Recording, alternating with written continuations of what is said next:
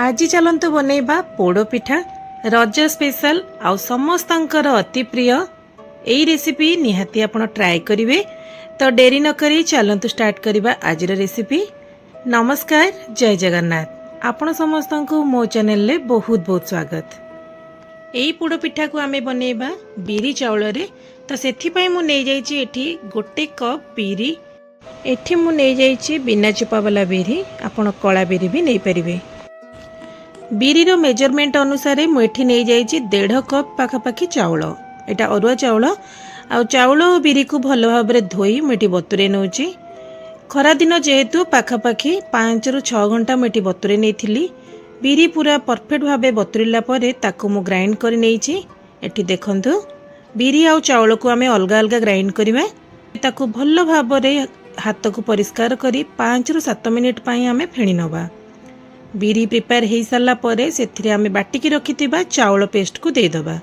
चाउल को दे भल भाव में आम गोलेदबा आउ ताकू कवर करी पाखापाखि 6 ରୁ 7 घंटा पई छाड़ीदबा। 6 ରୁ 7 घंटा पर परफेक्ट भाव आमर चाउल फर्मेंट हो से भितर चलतु बनै नबा पिठा पई नड़िया पुर। नड़िया पुर पई मुझे कड़े रे किछि पानी दे देथिली। सेथिरे गुड़ दे दउची। गुड़ न जलिया पई मु आगो किछि पानी देथिली। देखंतु गुड़ भल भाव में आमर प्रिपेयर हो गलानी। एबे सेथिरे गोटे मीडियम साइज रो नड़िया को मु कोरी नेइथिली ताकू ऐड कर दउची। सेथिरु किछि खंड मु रखिछि जोटा कि आमे पिठा ऊपर डेकोरेट करिवे। देखंतु एबे नड़िया गुड़ को भल भाव में आमे भाजी नबा। एठी फ्लेम मीडियम रखिबे। एबे सेथिरे किछि गुजराती को मु छेचिकी नै जाइछि। नड़िया पुर रे गुजराती रो फ्लेवर बहुत बढ़िया लगे, सेथि पई मु एठी ऐड करिछि। देखंतु पाखापाखि 4 ରୁ 5 मिनिट पर नड़िया मध्य आमर रेडी हो जाइछि। पाखापाखि 7 घंटा पर मु आपनको एठी देखौछि बिरी आमर भल भाव में फर्मेंट हो जाइछि। देखंतु एई भली भाबे बबल्स हेले ना आमर पिठा खाया पई बहुत बढ़िया लागिवो।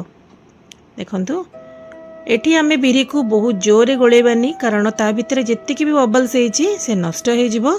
हल्का हाथ रे मु एठी बिरी चाउल को गोले नेली। सेथिरे रखिथिबा किछि गुड़ दे देली। गुड़र क्वांटिटी आपण कम बेसी करि परिबे। एबे सेथिरे किछि गुजराती गुंड, कटा हेतिबा नड़िया, अदा छेचा, ता सहित तेजपत्र, किसमिस, काजू ए भली सब रखिछि ताकू ऐड कर दउछि। देखंतु किछि किसमिस मध्य मु रखि देली जोटा कि पछरे मु डेकोरेट करिवि। बाकी सब जिंस को एठी भल भाव में मु ऐड कर दउछि। तेजपत्र को हल्का छिड़ेकिना मु नै गली। एबे सेथिरे स्वाद अनुसार लूण दे दउछि।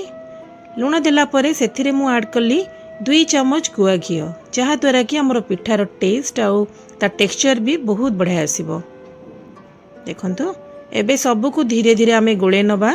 जदि आपणकर गुड़ टिके गोटा रही छी ताले आपण ताकू मेल्ट करी मध्य नै परिबे।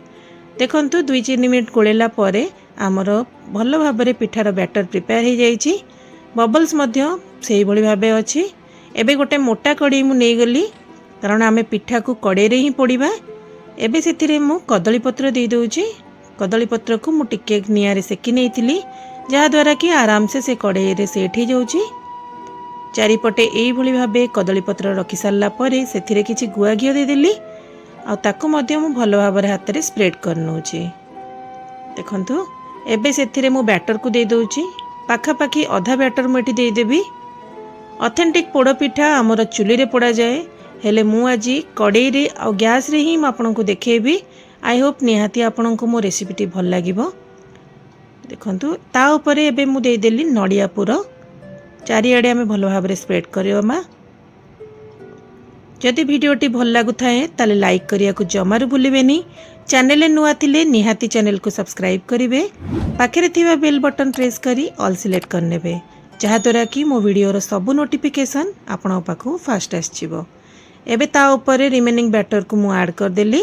ताको भल भाव में कवर कर सारला परे सेथिरे किछि काटिकी रखिथिबा नड़िया को मु एई भली भाबे सजेई नउछि। एठी आपनक पाखरे जहा भी ड्राई फ्रूट्स अछि आपण ताको देई परिबे। मु किछि काजू मध्य देई देइछि आ ता सहित किछि किसमिस मध्य एठी मु सजेई नेछि।